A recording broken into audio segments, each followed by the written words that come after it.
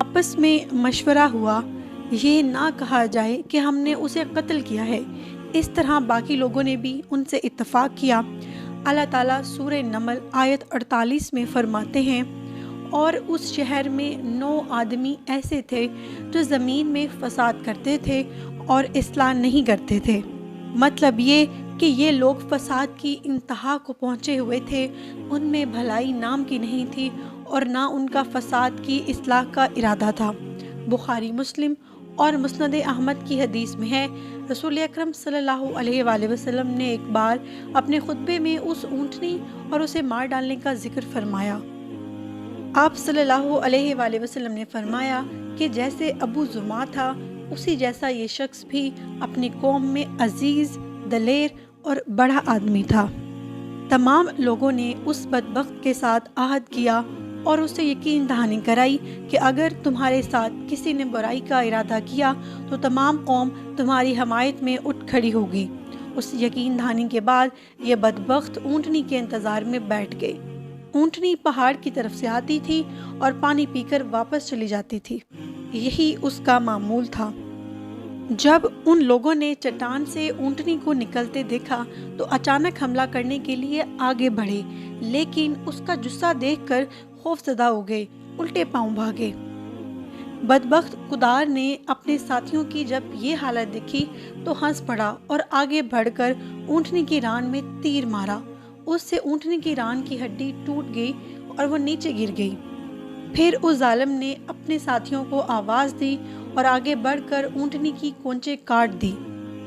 سورۃ الشمس میں اللہ تعالیٰ فرماتے ہیں، ان لوگوں نے اپنے پیغمبر کو جھوٹا سمجھ کر اس اونٹنی کی کونچیں کاٹ دی، بس ان کے رب نے ان کے گناہوں کے باعث ان پر ہلاکت ڈالی اور پھر ہلاکت کو عام کر دیا اور اس بستی کو برباد کر دیا۔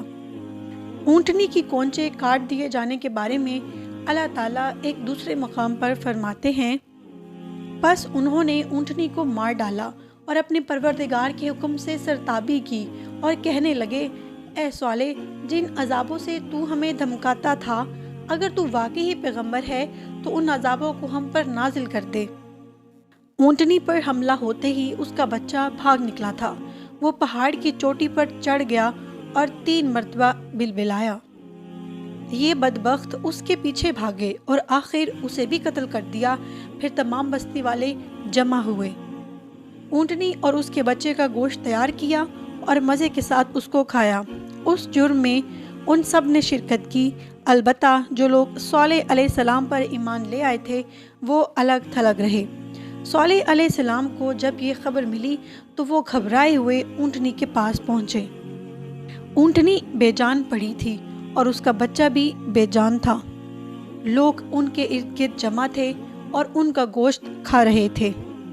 اس پر صالح علیہ السلام نے کہا، اچھا تم 3 دن تک اپنے گھروں میں رہ سہ لو، یہ وعدہ جھوٹا نہیں ہے، مطلب یہ تمہیں صرف 3 دن کی مہلت ہے، اس کے بعد تم سب کے سب ہلاک کیے جاؤ گے۔ وہ صالح علیہ السلام کی بات کو رد کرتے ہوئے انہیں دھمکیاں دینے لگے کہ جن عذابوں کا تو ہم سے وعدہ کرتا ہے، اگر وہ سچا ہے تو اسے ہم پر نازل کرا دے۔ اس کے بعد وہ جمع ہو کر مشورہ کرنے لگے کہ آج رات صالح کو بھی مار ڈالو۔ ان کے اس مشورہ کے بارے میں اللہ تعالیٰ سورۃ النمل آیات 48 اور 39 میں فرماتے ہیں، اس شہر میں 9 سردار تھے، وہ زمین میں فساد پھیلاتے رہتے تھے اور اصلاح نہیں کرتے تھے۔ انہوں نے آپس میں بڑی بڑی قسمیں کھا کر عہد کیا کہ رات ہی صالح اور اس کے گھر والوں پر چھاپا ماریں گے اور اس کے وارثوں سے صاف کہہ دیں گے کہ ہم اس کے اہل کی ہلاکت کے وقت موجود نہیں تھے اور ہم بالکل سچے ہیں۔ اب یہ لوگ صالح علیہ السلام کے گھر کی طرف چلے۔ اللہ تعالیٰ سورۃ النمل آیات 50 اور 51 میں فرماتے ہیں، اور انہوں نے ایک داؤ کھیلا، سو ہم نے بھی ایک ایسا داؤ کھیلا کہ انہیں خبر بھی نہ ہوئی، پھر دیکھو کہ ان کے داؤ کا کیا انجام ہوا، ہم نے انہیں اور ان کی ساری قوم کو ہلاک کر دیا۔ صالح علیہ السلام کا گھر پہاڑ کی بلندی پر تھا۔ یہ فسادی لوگ ابھی اوپر چڑھ ہی رہے تھے کہ زمین حرکت کرنے لگی، ایک چٹان اوپر سے لڑکتی ہوئی آئی اور ان تمام کو پیس کر رکھ دیا۔ ان 9 فسادی لوگوں کی ہلاکت کے ساتھ ہی اللہ کے عذاب کی ابتدا ہو چکی تھی۔ چنانچہ صالح علیہ السلام نے اپنے ساتھیوں کے ساتھ اس بستی کو چھوڑ دیا، یعنی وہ ہجر کے علاقے سے نکل گئے۔ صبح ہوئی تو لوگوں نے ایک عجیب منظر دیکھا۔ قوم سمود کے تمام لوگوں کے چہرے زرد پڑ چکے تھے، وہ سب رونے لگے کیونکہ عذاب کے آثار شروع ہو چکے تھے۔ دوسرے دن تمام لوگوں کے چہرے آگ کی طرح سرخ ہو چکے تھے۔ تیسرے دن تمام کے چہرے سیاہ ہو چکے تھے۔ اپنی یہ حالت دیکھ کر سب لوگ روتے اور چیخو پکار کرنے لگے، اپنی قبریں کھودنے لگے۔ اب انہیں یقین ہو چکا تھا کہ عذاب کا وعدہ برحق تھا۔ اللہ تعالیٰ نے انہیں پہلی قوموں کی طرح ایک قسم کا عذاب نہیں دیا تھا، جیسے قوم نوح کو صرف طوفان کے ذریعے ہلاک کیا تھا۔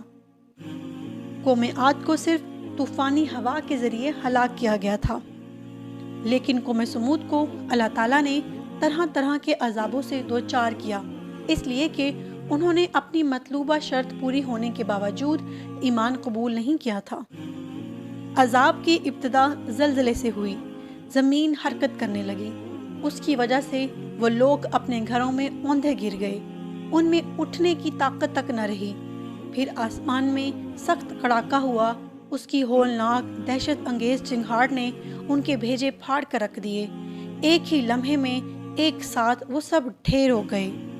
ان کی ہلاکت اور تباہی بیان کرتے ہوئے اللہ تعالیٰ سورۃ الذاریات آیات 43 تا 45 میں فرماتے ہیں، اور سمود کے قصہ میں بھی عبرت ہے، جب ان سے کہا گیا کہ تم کچھ دن تک فائدہ اٹھا لو، لیکن انہوں نے اپنے رب کے حکم سے سرتابی کی، اس پر انہیں ان کے دیکھتے دیکھتے تیز و تند کڑاکے نے ہلاک کر دیا، بس نہ تو وہ کھڑے ہو سکے اور نہ بدلہ لے سکے۔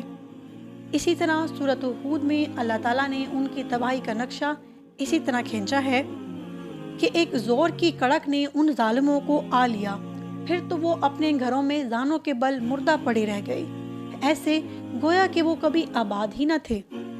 سورۃ القمر میں اللہ تعالیٰ نے ان کی رسوائی ان الفاظ میں بیان کی ہے، ہم نے ان پر ایک چیخ بھیجی، پھر وہ ایسے ہو گئے جیسے کانٹوں کی باڑ کا چورا۔ دوسری طرف صالح علیہ السلام اور ان کے ساتھیوں کو اللہ تعالیٰ نے اپنی رحمت سے نجات دی۔